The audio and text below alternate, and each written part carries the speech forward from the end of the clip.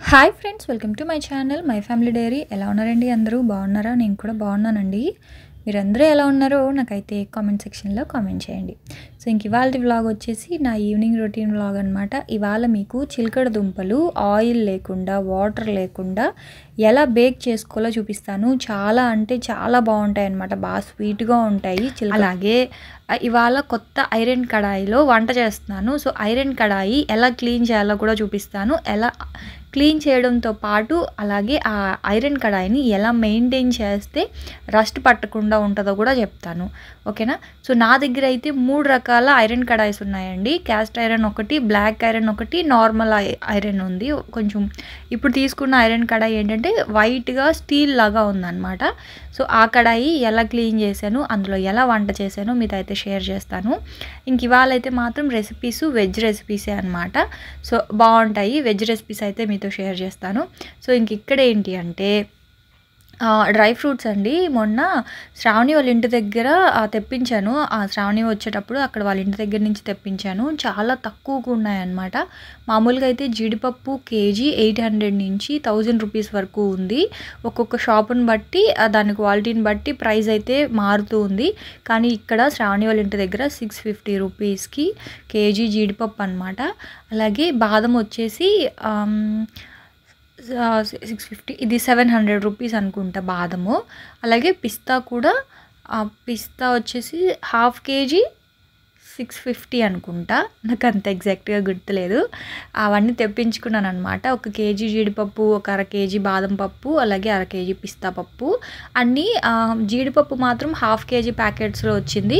మిగతావి మాత్రం పావు కేజీ ప్యాకెట్స్ వచ్చాయి. ఆల్రెడీ పావు కేజీ బాదం పప్పు, పిస్తా తిన్నారు. ఇవన్నీ పావు కేజీ ప్యాకెట్స్, హాఫ్ కేజీ జీడిపప్పు అన్నీ కూడా ఇప్పుడు ఓపెన్ చేశాను అనమాట. అవన్నీ ఇలా డబ్బాల్లో వేసి పక్కన పెట్టాను. ఆ తర్వాత ఇంకా ఈవినింగ్ స్నాక్ అయితే మాత్రం ఇవాళ చిలకడ దుంపలు ఉడకబెట్టేస్తున్నాను. పెద్ద స్నాక్ అయితే ఏం కాదు, ఇవి మళ్ళీ పాడైపోతాయి కదా అని చెప్పేసి చిలకడ దుంపలు అయితే ఇలా కట్ చేసుకున్నానండి.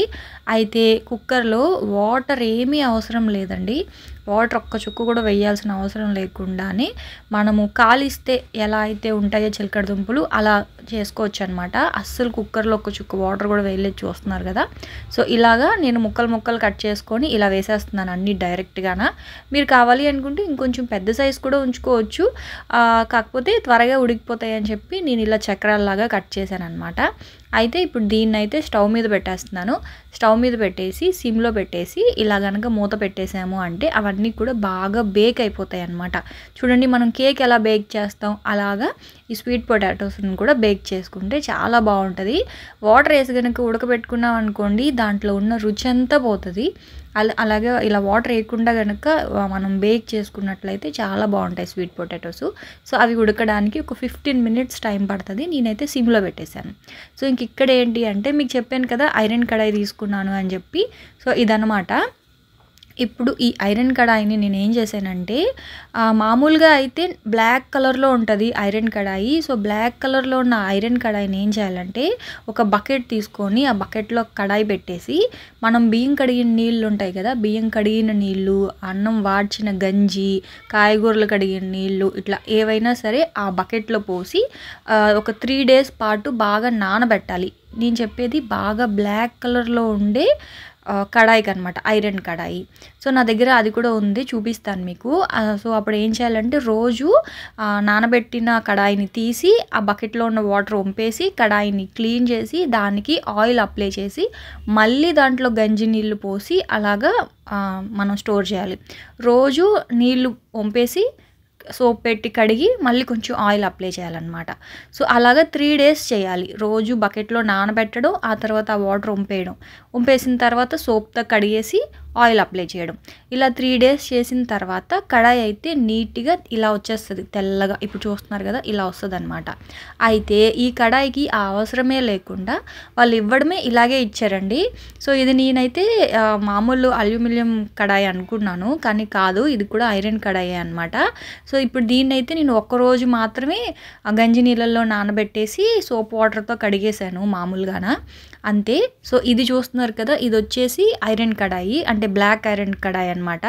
సో ఇదేంటంటే నేను రెగ్యులర్గా వాడుతూనే ఉంటాను. సో ఈ కడాయిని నేను అలా చేశాను, 3 డేస్ పాటు గంజి నీళ్ళలో నానబెట్టి వాష్ చేశాను అనమాట. సో ఇది వచ్చేసి క్యాస్టర్ ఐరన్ కడాయి. సో ఈ క్యాస్ట్ ఐరన్ కడాయికి అయితే మనం ఏమీ అన్ని రోజులు నీళ్ళల్లో పెట్టాల్సిన అవసరం లేదు.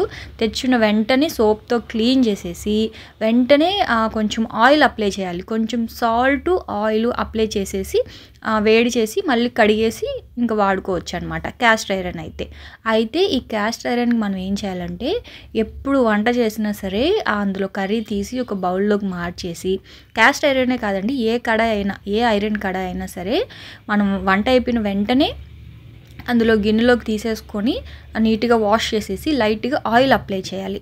సో నేను ఉదయము క్యాస్ట్ ఐరన్ కడాయిలో ఊతాపం వేసుకున్నాను. సో ఇప్పుడు ఊతాపం తీసేసి క్లీన్ చేసి మళ్ళీ కొంచెం ఆయిల్ అప్లై చేసి పెట్టాను అనమాట. అలా ఆయిల్ అప్లై చేయడం వల్ల ఏంటి అంటే మనకి తుప్పు పట్టకుండా ఉంటాయండి. ఇప్పుడు నేను కొత్త కడాయి అని చెప్పాను కదా, సో ఈ కడాయి మాత్రం వైట్గా వచ్చింది, స్టీల్ లాగా ఉంది, కానీ ఇది ఐరన్ కడాయే. సో ఇప్పుడు దీన్ని నేనేం చేశానంటే ఒక్కరోజు మాత్రమే, ఇది ఎలాగో వైట్గానే ఉంది కాబట్టి ఒకరోజు మాత్రం గంజి నీళ్ళలో నానబెట్టేసి ఆ తర్వాత సోప్ వాటర్తో కడిగేసి ఇప్పుడు ఏం చేస్తున్నాను అంటే దాంట్లో నేను ఫస్ట్ పల్లీలు అయితే ఫ్రై చేసుకుంటున్నాను. మామూలుగా నేను ఎక్కువగా పల్లీలు 1 కేజీ పల్లీలు, 1/2 కేజీ పల్లీలు అలాగా ముందుగానే సాల్ట్లో ఫ్రై చేసుకుంటాను అనమాట.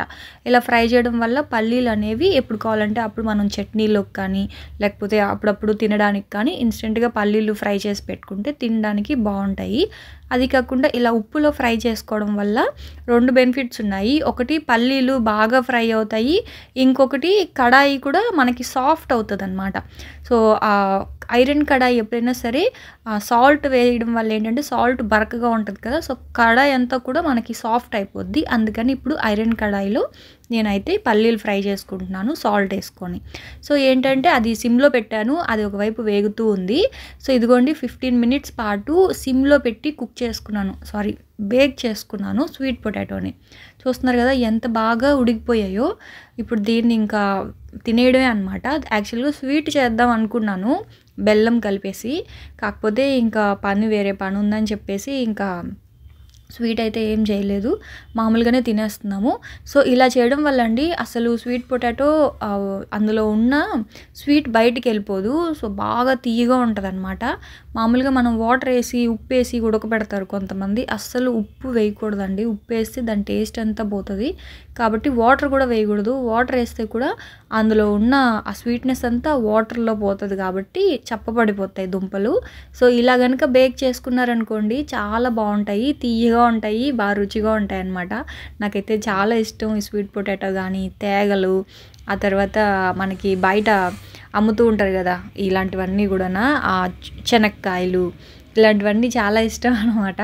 చిన్నప్పుడు ఎక్కువగా స్కూల్కి వెళ్ళేటప్పుడు మా స్కూల్ దగ్గర చిన్న బండి పెట్టుకొని ఇలాంటివన్నీ అమ్మేదనమాట ఒక ఆవిడ, పెద్ద ఆవిడ. సో అవ్వ అనేవాళ్ళం ఆవిడని. ఆవిడ దగ్గరికి వెళ్ళి కొనుక్కునే వాళ్ళం అనమాట. కానీ ఇప్పుడైతే ఆ ఫెసిలిటీ లేదులేండి. మామిడికాయ ముక్కలు, తేగలు, ఇలా చిలకడ దుంపలు, ఆ తర్వాత పెండలం దుంపలు ఇవన్నీ ఉండేవి. సో మేమైతే అక్కడ గెన్సిగడ్డ అంటాము, నెల్లూరు కదా మాది. సో నెల్లూరులో వీటిని గెన్సిగడ్డలు అంటాం అనమాట. బాగుండేవి, స్కూల్కి వెళ్ళేటప్పుడు బాగా కొనుక్కొని తినేవాళ్ళమే. సో ఇంకా అవి తినడంలో నేను ఈ పల్లీల సంగతి మర్చిపోయానండి.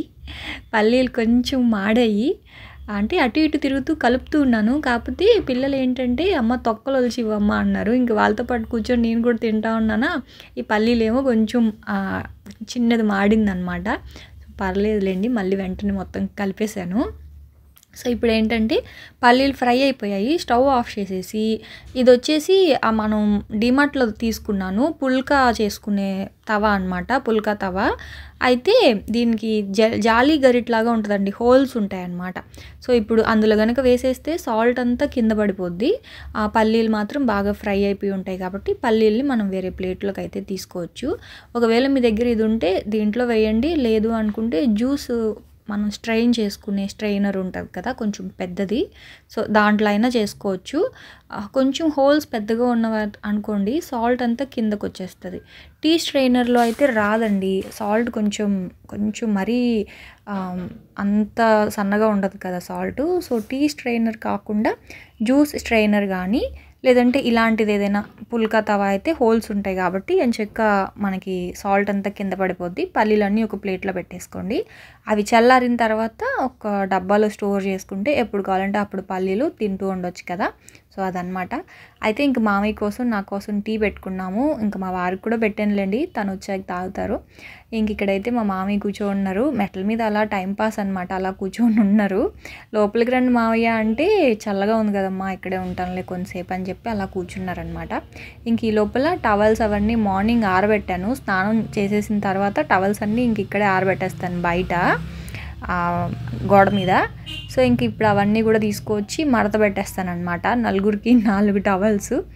నాకు అట్లా ఏముండదండి, నేను ఏ టవల్ అయినా వాడతాను. కాకపోతే ఇంక మా వారు పర్టికులర్ అనమాట. సో ఇంకా వాళ్ళ టవల్స్ వాళ్ళకు ఉంటాయి. సో ఇంక అక్కడి నుంచి అవన్నీ కూడా మడత పెడతా ఉన్నాను. ఇంకా పిల్లలు స్వీట్ పొటాటో ఒక్కొక్క పీసే తిన్నారు, ఇంకా ఎక్కువ తినలేదు. మా పెద్దోడు తింటాడు కానీ మా చిన్నోడేనండి దేనికైనా వాడితో పెద్ద తలనొప్పే నాకు.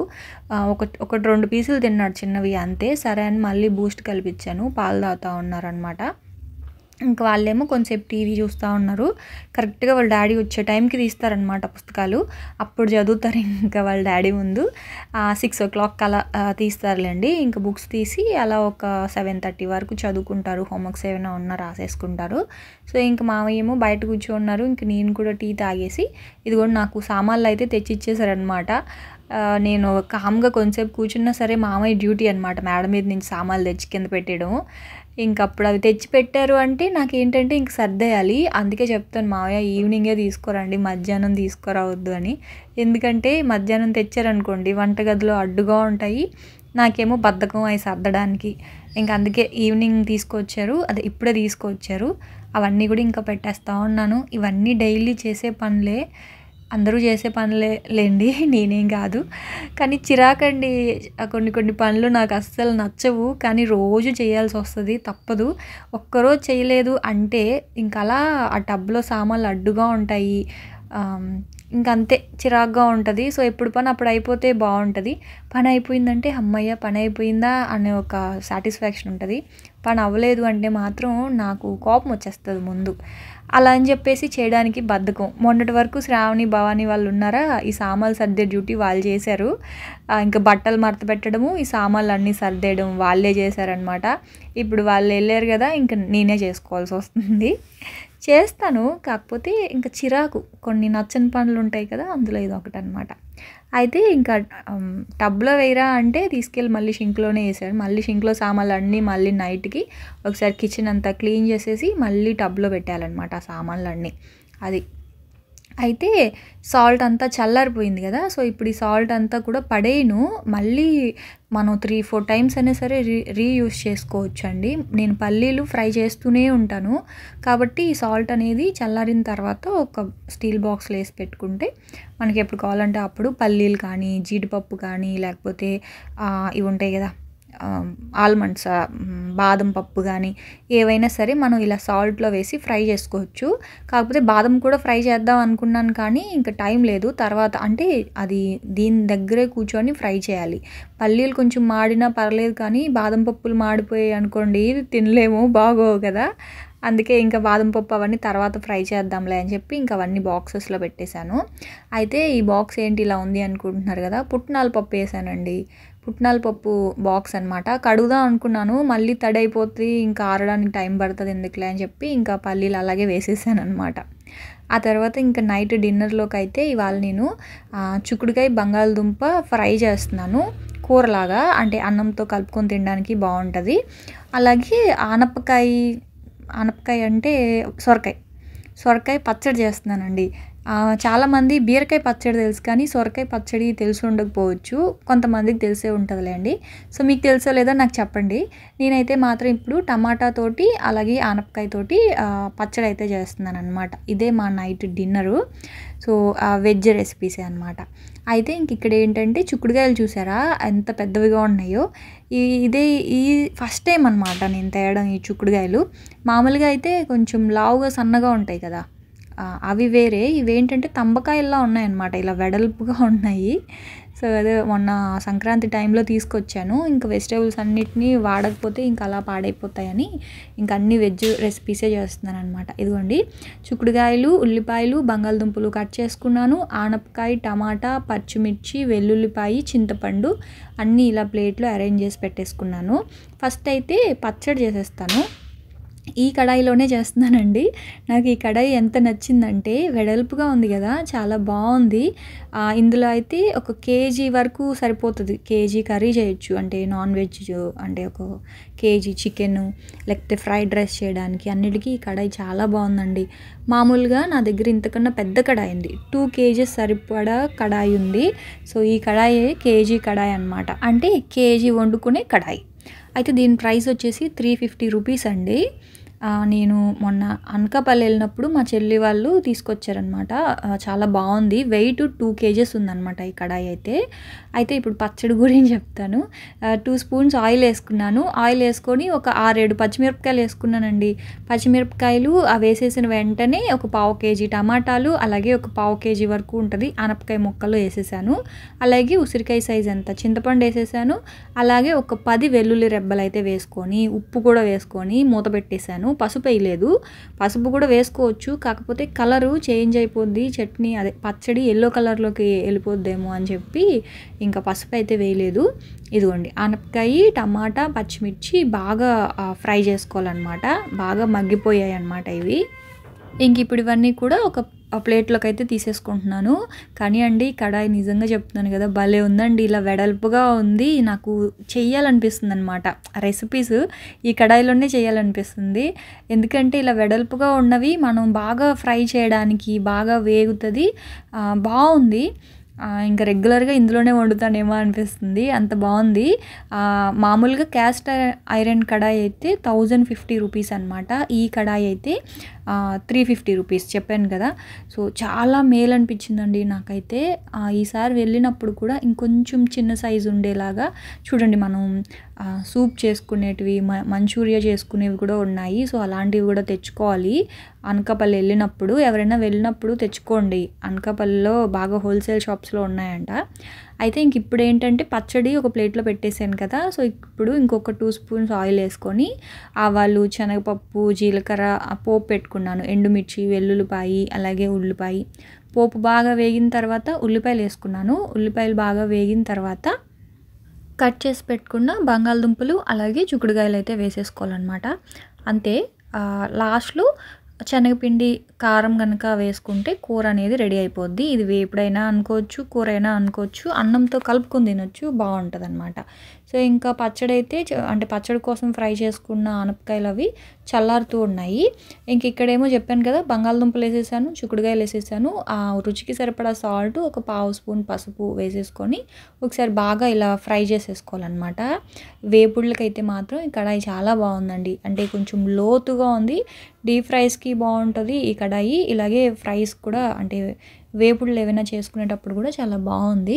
ఇదిగోండి చూస్తున్నారు కదా, ఇలా మొత్తం అంతా కూడా ఇలా ఫ్రై చేసేసుకొని అది ఉడకడానికి అంటే చిక్కుడుకాయలు, బంగాళదుంప ఉడకడానికి ఒక 1/2 గ్లాస్ వాటర్, 1/2 గ్లాస్ కూడా కాదు ఇంకా తక్కువే వాటర్ కొంచెం అలా వేసేసి మూత పెట్టేశాను. మూత పెట్టేసి అది సిమ్లో పెట్టాను. అది బాగా ఉడకాలి, ఫ్రై అవ్వాలన్నమాట. సో ఇంక ఈ లోపల మిక్సీ చేసేసుకున్నాను పచ్చడి అయితే, ఆనపకాయ పచ్చడి. సో ఇది ఎవరికి నమ్మరు అనమాట. ఆనపకాయ పచ్చడి అంటే టమాటా పచ్చడి అనే అనుకుంటారు. సో వెజిటేబుల్స్ తినని వాళ్ళు ఎవరైనా సరే ఇంకా ఆనపకాయ అయితే ఆనపకాయ, వంకాయ అయితే వంకాయ, బెండకాయ అయితే బెండకాయ, అన్ని టమాటా కాంబినేషన్లో ఇలా పచ్చడి అయితే చేసుకోవచ్చు. యాక్చువల్గా పోపు పెట్టుకోవచ్చు, పోపు పెట్టుకోకపోయినా కూడా బాగానే ఉంటుంది ఆ పచ్చడి అయితే. నాకు చాలా ఇష్టం. ఇడ్లీతో కూడా, దోశతో కూడా చాలా బాగుంటుంది ఆ పచ్చడి. సో పచ్చడి అయిపోయింది కదా, ఇంక ఇక్కడ ఇది కూడా వేగిపోయింది. సో అందులో ఒక 1/2 స్పూన్ కారం వేసేసుకొని ఇలా మొత్తం అంతా కూడా ఇలా మిక్స్ చేసుకున్నాను. ఇప్పుడు కారం వేసుకొని మిక్స్ చేసిన తర్వాత శనగపిండి, మనం బయట నుంచి తెచ్చుకున్న శనగపిండి అయినా పర్లేదు. ఒక 2 స్పూన్స్ శనగపిండి కనుక వేసుకుంటే అన్నంతో కలుపుకొని తినేటప్పుడు మీకు మంచి రుచిగా ఉంటుంది అనమాట. సో ఇదిగోండి ఇలా ఒక 2 స్పూన్స్ అయితే వేసేస్తున్నాను. పిండి వేసేసి ఒక 5 నిమిషాల పాటు బాగా ఫ్రై అవ్వాలి. ఎందుకంటే పచ్చి శనగపిండి కాబట్టి కొంచెం వేగితేనే బావుంటది. లేకపోతే పచ్చి వాసన వస్తది. సో, సిమ్‌లో పెట్టేసుకొని ఇలాగా. లేదు అనుకుంటే పుట్నాల పప్పు ఉంటాయి కదా! సో, పుట్నాల పప్పునైనా సరే మీరు మిక్సీలో పొడి చేసి పెట్టుకొని అదైనా వేసుకోవచ్చు. మీ ఇష్టం అయితే. నేను మాత్రం డైరెక్ట్ శనగపిండి అయితే వేసుకున్నాను. సో, ఇప్పుడు మొత్తానికి ఫ్రై అయితే ఇలా అయిపోయింది. ఇది అన్నంతో ఎంచక్కా కలుపుకొని తినొచ్చు. వేరే కూర అయితే అవసరం లేదు. మామూలుగా వేపుళ్ళు కలుపుకొని తినలేం కదా! సో, ఇలా చేసుకున్న వేపుడు ఏంటంటే అన్నంతో కలుపుకొని తినడానికి కూడా చాలా బావుంటదనమాట. ఒకసారి ట్రై చేయండి. సో, ఆ తర్వాత ఇంకా అయిపోయింది. కర్రీ అయితే అయిపోయాయి కదా! ఇంక ఎళ్లి భోంచేయడమే అనమాట. సో, ఇంక మొత్తం క్లీన్ చేసేసి వంటగదంతా మేమైతే భోంచేసేస్తాము. ఇంకా అదండి ఇంక ఇవాల్టి వ్లాగ్ అయితే. సో, చూసారు కదా! మళ్ళీ రేపటి వ్లాగ్‌లో మళ్ళీ కలుస్తాను. అప్పటి వరకు ఉంటాను ఫ్రెండ్స్ మరి. బాయ్.